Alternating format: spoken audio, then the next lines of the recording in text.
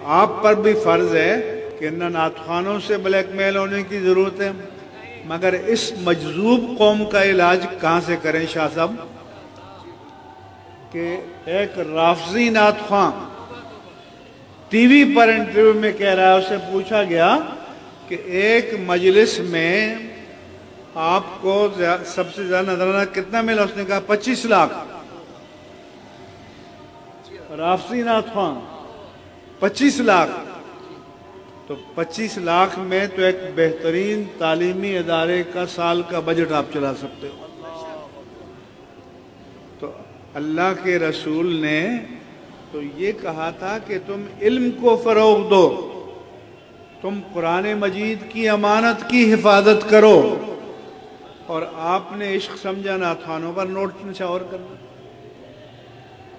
یہ کہاں سے آ گیا بھائی؟ جب ناموس رسالت کی ریلی نکلتی ہے تو پہلی صف میں کہیں یہ نظر آئے؟ کہیں یہ جیل میں گئے ناموس مصطفیٰ کے لیے؟ کہیں یہ ناموس مصطفیٰ کے لیے چند گھنٹوں کے لیے حوالات میں گئے؟ تو پیسہ دینا ہے تو دین کے لیے دو، مدارس قائم کرو، مساجد بناؤ، حفاظ تیار کرو، علماء تیار کرو، اور مناظر تیار کرو۔ امام اہل سنت نے فرمایا کہ مدرسین کو بھاری تنخواہیں دو۔ ابھی ہم راستے میں باپو صاحب سے بات ہو رہی تھی کہ جی فلاں چیریٹی کا ادارہ جو ہے تھر میں 5,000 تنخواہ دے رہا ہے۔ ارے بھئی 5,000 تنخواہ میں کسی کا گزارا ہو سکتا ہے؟ ہاں؟ تو نعت خوانوں پر ایک رات میں آپ 1000 حال اٹھائیں، اور جب پورا مہینہ مسند پر بیٹھ کر اللہ کے کلام کی تفسیر بیان کرے، اللہ کی رسول کی حدیث پڑھائے، اللہ کا دین پڑھائے، اس کو آپ 5,000 اور 10,000 اور 15,000 دو، تو پھر مجھے بتائیں کہ آرٹسٹ پیدا ہوں گے یا علماء پیدا ہوں گے؟ قوال پیدا ہوں گے یا علماء پیدا ہوں گے؟ اور ہمارا مقابلہ قوالی کے میدان میں نہیں ہے، علم کے میدان میں ہے۔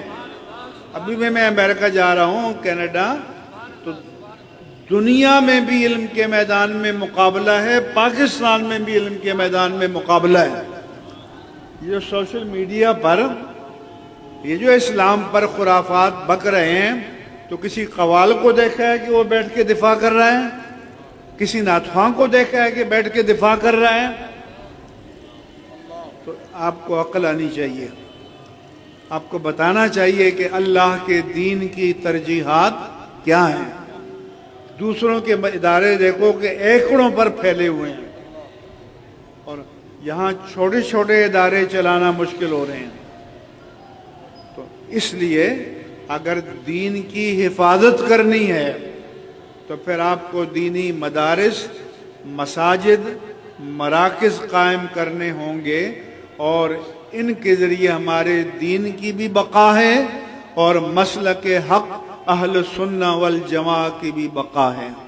اور یہ میرا پیغام ہے، اور یہی پیغام تاجدار کائنات کا ہے، یہی پیغام مولائے کائنات کا ہے، یہی پیغام امام حسن مجتبیٰ کا ہے، یہی پیغام امام علی مقام حسین کا ہے، اور یہی پیغام اہل بیت اطہار اور صحابہ کرام کا ہے، اور یہی پیغام امام اہل سنت مجدد دین و ملت امام احمد رضا خان قادری محدث بریلی رضی اللہ تعالی عنہ کا ہے۔ اور اس کو آپ عربی میں کہتے ہیں کہ عدو علیہ بالنواجذ، کہ داڑوں کے ساتھ مضبوطی سے پکڑ لو، اور یہ ہمارا مشن ہے، وما علیہ الا البلاغ المبین۔